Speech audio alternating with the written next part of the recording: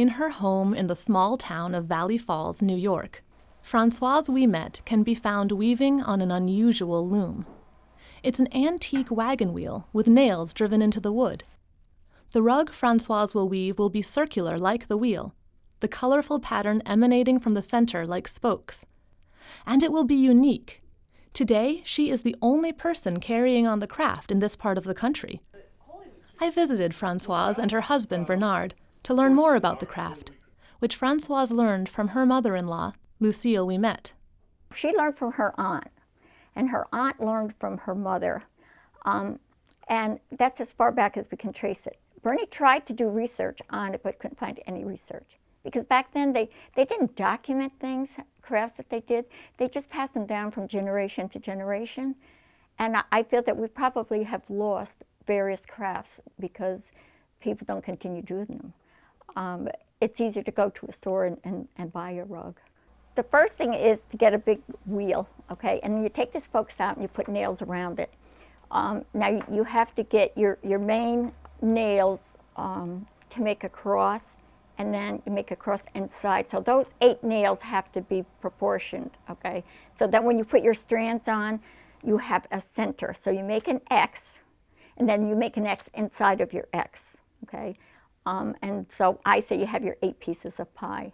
And then when you start your weaving strand, you go back to the very first strand that you put on your wagon wheel, and you start from there. Now your weaving strand, you want a nice long strand, because when you're all, that piece is done, you have to sew another piece on, okay? So I like to have a long piece, so I don't have to do so much sewing. And then you do the inserts. The inserts is what keeps the rug flat. If you didn't insert, it would bevel like a basket. Françoise learned to make wagon wheel rugs 25 years ago.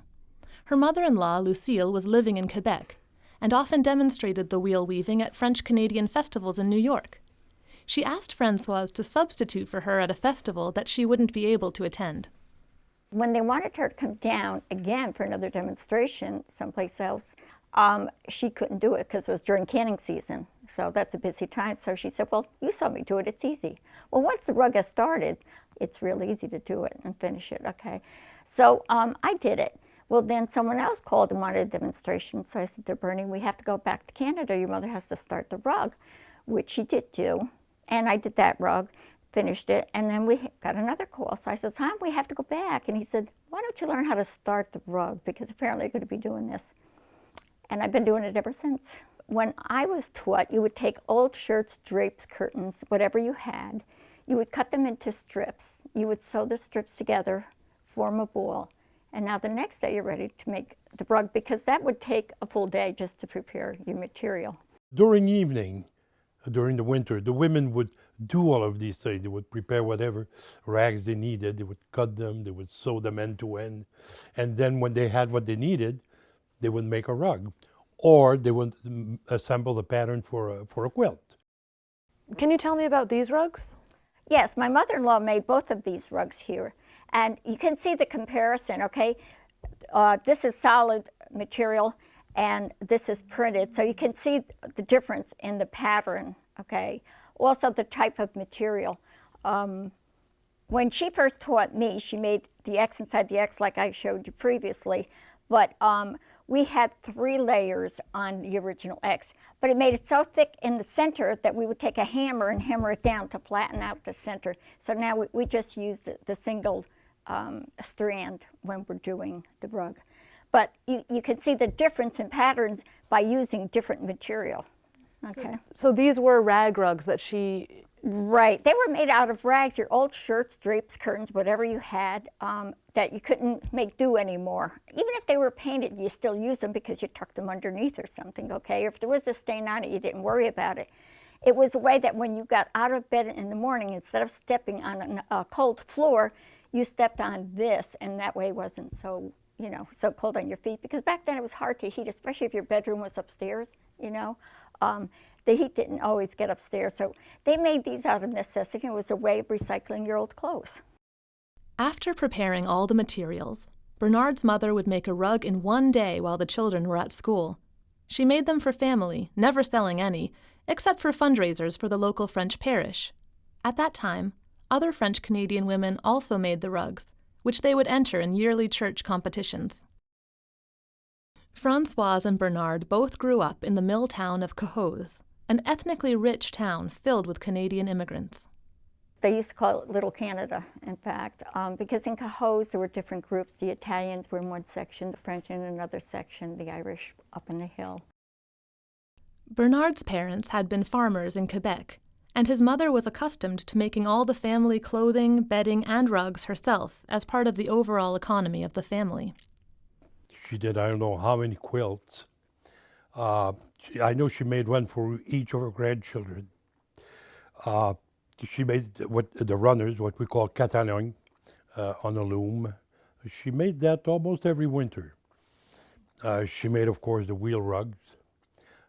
She made the crocheted rugs and also cases for pillows, that sort of thing. She enjoyed all those things. She also knitted and embroidered.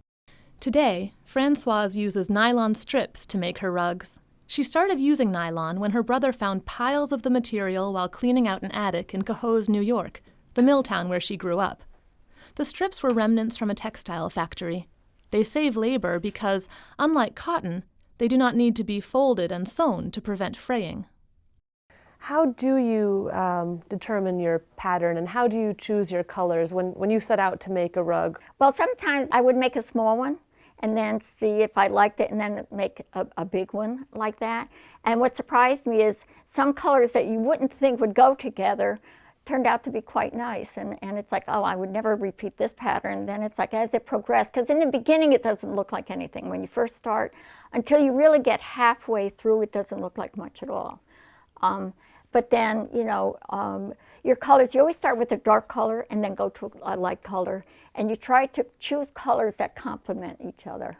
Now, patterns, when I first started doing it before I had this nylon material, when I went to the store to buy a shirt or something for Bernie, instead of buying a shirt that I thought would look good with his pants, I was buying a shirt that I thought would look nice on the rug eventually. It's a rag bag. Bernie would go into the closet for a shirt, and it's like it wasn't there. And he'd say, "Where's that shirt?" And I thought, "Oh, I thought it was ready for the rag bag, hon. The buttons are off. You know, it's a rag now." And so depending on the width of your material, you can make one quickly if you want to use wide material, but I like narrow, so it does take longer to make. And then it changes your pattern because if you start using narrow material, and then at one point you use wide to insert and then go back to narrow, that will change the pattern. It's hard on the back because when you first start, you're bent over. And as your rug fills up, then your back straightens out. But when you first start, because you're working in the center, okay? So depending on the size of the wheel, it's hard on the back when you first start. When you get to the point where you can't put in any more strands, okay? You tie sew your weaving strand, okay, to the previous woven strand that you went around. So you have to do that with needle and thread. Then before you can take it off the wheel, you have to baste with the needle and thread every single strand on there to your weaving strand, okay? That takes 4 to 5 hours alone, and it's hard on the thumb. Both Françoise and Bernard value their French-Canadian heritage highly. Bernard learned French-Canadian cooking from his mother, and a large repertoire of traditional French-Canadian songs from his parents and extended family. That Françoise is carrying on the wagon wheel weaving tradition is valuable to both of them. I think if she hadn't, it would be a lost art in our family. And as a matter of fact, there were never that many people in our parish who made those, who knew how to make those. You know, braided rug, no problem. But there were just a handful of people who made those. And at least now,